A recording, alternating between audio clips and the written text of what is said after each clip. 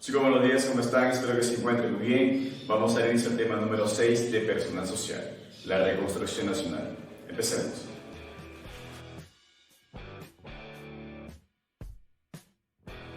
Antes de hablar de la reconstrucción nacional de nuestro país en esos tiempos, vamos a recordar un poco acerca de todo lo relacionado a la guerra contra Chile. Empecemos con las causas. ¿Cuáles fueron las causas de la guerra contra Chile? Número 1, el conflicto de paralelos, que era un conflicto entre Bolivia y Chile incluso desde la época virreinal, donde ellos reclamaban cierto espacio, ciertos paralelos geográficos que le pertenecían a ambos países. Número 2, la riqueza salitrera. El salitre era un recurso súper importante para la economía y crecimiento de cada uno de esos países. Número 3, la alianza defensiva entre Perú y Bolivia, de manera secreta, de manera oculta para Chile. Y número 4, el impuesto de los 10 centavos que Bolivia había ejercido con Chile por cada quintal de salitre que ellos explotaran en tierras bolivianas. Perú intentó calmar el conflicto entre Chile y Bolivia. Sin embargo, los chilenos nos declararon la guerra. Ahora, ¿cuáles fueron las batallas que siguieron durante esta guerra? La batalla marítima y la batalla terrestre. En la batalla marítima recordemos a nuestro comandante y almirante Miguel Grau, que fue un héroe, lo subía por nosotros en el combate de Iquique y el combate de Angamos. Y en la batalla terrestre tuvimos dos campañas, la campaña de Tarapacá y la campaña de Tacna y Arica. En la campaña de Tarapacá tuvimos dos batallas, la batalla de San Francisco, en la cual nos indica que fue una victoria de Chile el 19 de septiembre de 1879. Y en la batalla de Tarapacá fue una victoria peruana el 27 de septiembre de 1879. Durante esta batalla, Nicolás de Piérola tomó el mando de nuestro país. En la campaña de Tacna y Arica hubieron dos batallas, la batalla de Alto Alianza y la batalla de Arica. En la batalla de Alto Alianza fue una victoria chilena el 26 de mayo de 1880 y en la batalla de Arica fue una victoria otra vez chilena el 7 de junio de 1880. Aquí conocemos a nuestro famoso héroe Francisco Bolognesi, quien dijo lo siguiente: tengo deberes sagrados que cumplir y los cumpliré hasta quemar el último cartucho.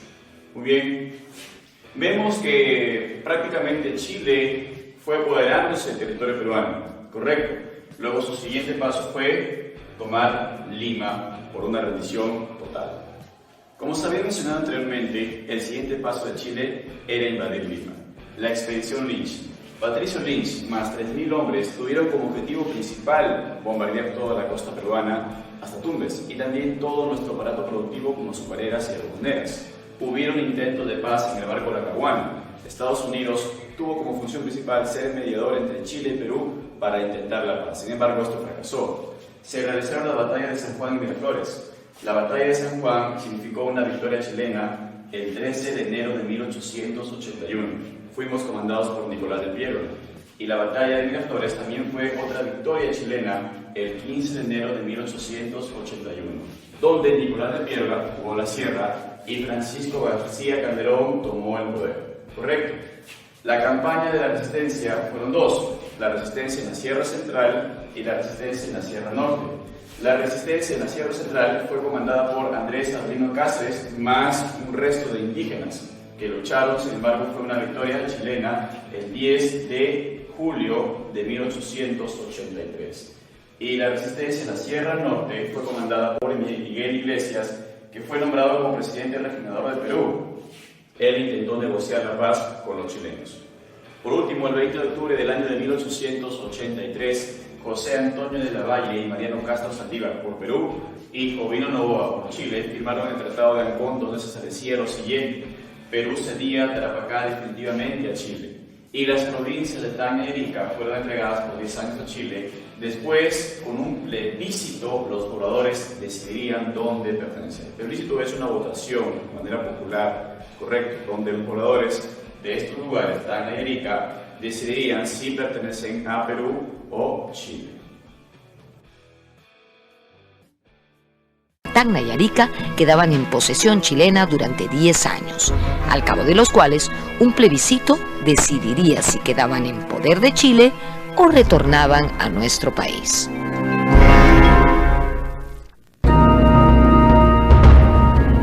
la guerra implicó la pérdida de los yacimientos de guano y de salitre, de guano temporalmente y de salitre perpetuamente.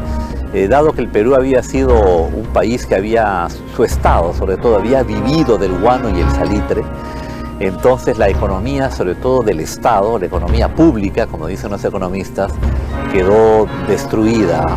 Hubo que reconstruirla prácticamente desde sus cimientos.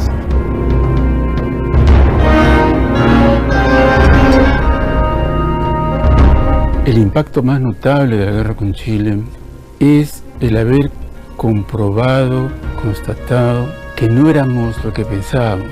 Es decir, pensábamos que ya de alguna manera habíamos ingresado a la modernidad, lo que significaba la creación, funcionamiento de un Estado nacional, significaba también la operatividad de una economía de mercado, finalmente que también había echado raíces entre nosotros la ciencia y la tecnología. Pero la guerra nos sorprendió.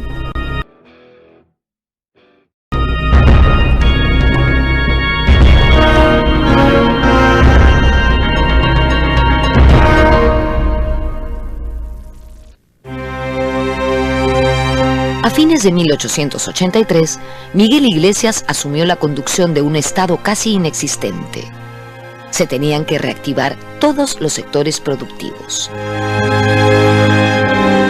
Muchos comparaban en este sentido la situación de nuestra economía a la que hubo al día siguiente de la independencia, en el sentido de que había que empezar prácticamente de cero. En cambio, la economía privada, aunque también había sufrido, se vio menos afectada.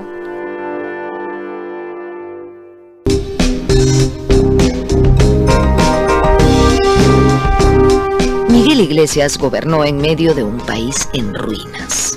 En su breve mandato se reabrió la Universidad de San Marcos y el Colegio Guadalupe. Se reinstaló la Corte Suprema y los tribunales de justicia. Además, se iniciaron los estudios para la construcción del muelle y dársena del Callao. En 1884, el presidente Miguel Iglesias, que había sido muy controvertido por la firma del Tratado de Ancón y por su cercana relación con los chilenos, tuvo una acertada idea. ¿Cuál fue esta idea? Nombrar a Ricardo Palma director de la Biblioteca Nacional. La Biblioteca Nacional había sido prácticamente saqueada durante la guerra y su local estaba casi inservible. Dicen que los chilenos incluso lo usaron como establo para sus caballos. Durante varios años, Ricardo Palma asumió esta tarea con entusiasmo y puso su fama y su prestigio al servicio de la reconstrucción de la biblioteca. Envió cartas a personas e instituciones, tanto en el país como en el extranjero, solicitando donaciones de libros y documentos. Por esta actitud, la gente comenzó a llamarlo el bibliotecario mendigo. Iglesias reactivó impuestos, entre ellos la contribución personal. Esto golpeó a los indígenas y fue así que se produjo la rebelión de Ancash, dirigida por Pedro Pablo Atusparia, levantamiento que fue sofocado sangrientamente. Habrá una protesta indígena, un maltrato de la autoridad política del Estado, el prefecto, el subprefecto, contra los líderes indígenas, les cortan el cabello, los humillan, ¿no? Los tratan de una manera horrible y va a haber una reacción masiva contra las autoridades políticas del Estado. Es la llegada de Cáceres la que le da un final, digamos, no tan trágico a la rebelión de Atusparia. Incluso Cáceres va a recibir al hijo de Atusparia y lo va a educar, ¿no? Va a quedar a cargo de la educación del hijo de Atusparia.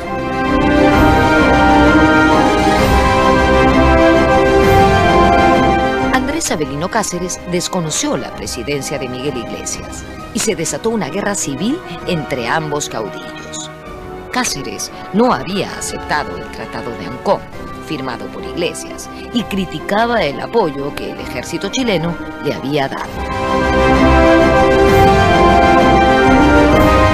Digamos, la guerra civil que sigue a la guerra, digamos, al Tratado de Ancón, ¿no? Define quién va a ser el líder, ¿no? El líder. Entonces, obviamente, yo creo que era claro que el líder moral de lo que se podría llamar una nueva regeneración, ¿no? El segundo militarismo es Cáceres. O sea, él tiene todos los atributos, ¿no? Ha resistido, ha demostrado su heroísmo, no ha cedido ante el invasor, entonces como que él va a poder aglutinar a todos estos grupos que están buscando, digamos, una conducción. La guerra civil se extendió hasta diciembre de 1885. Iglesias tuvo que dimitir y partió al exilio. Más tarde moriría en Lima en el año 1909.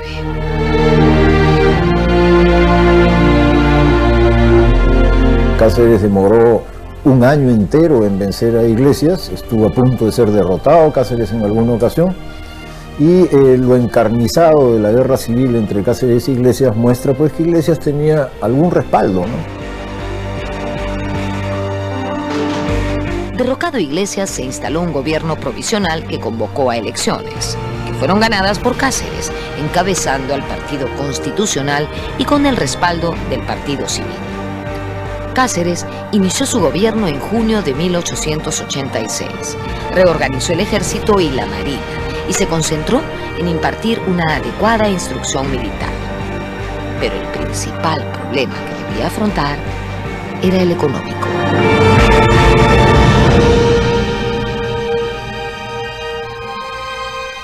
Una de las cosas que suele pasar con un país que pierde una guerra es el envilecimiento de su moneda. Y pasó con el sol de papel, el billete fiscal le llamaban en el Perú. No con el sol de plata, porque a él lo defendía su propio soporte metálico, que era la plata.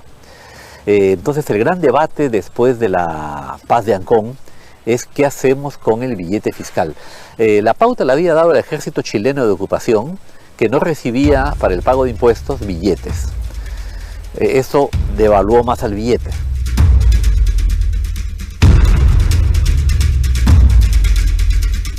Se optó entonces por el repudio del billete fiscal.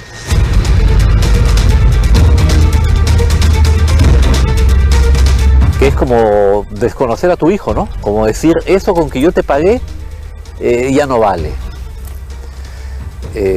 Bueno, entonces la gente que había recibido esos billetes, sobre todo piensa en gente que había ahorrado, gente poco informada, viudas, por ejemplo, en el interior, que vendían su propiedad y les pagaban con billetes y ellas no eran conscientes de la estafa que eso implicaba y a la cual el Estado se prestaba con un instrumento que ellos mismos habían emitido. Quizás ese es el capítulo negro, te diría yo, de la reconstrucción económica, y son en cierta forma los sacrificados, ¿no? Indígenas que han juntado el dinero para pagar la contribución, se restaura la contribución indígena, ¿no? Bajo una contribución fiscal, los indios tienen que pagar tributos en un país en que nadie más paga impuestos. Dice, se presentan con billetes que han juntado para pagar y el Estado no quiere reconocerles los billetes que él mismo ha emitido, ¿no?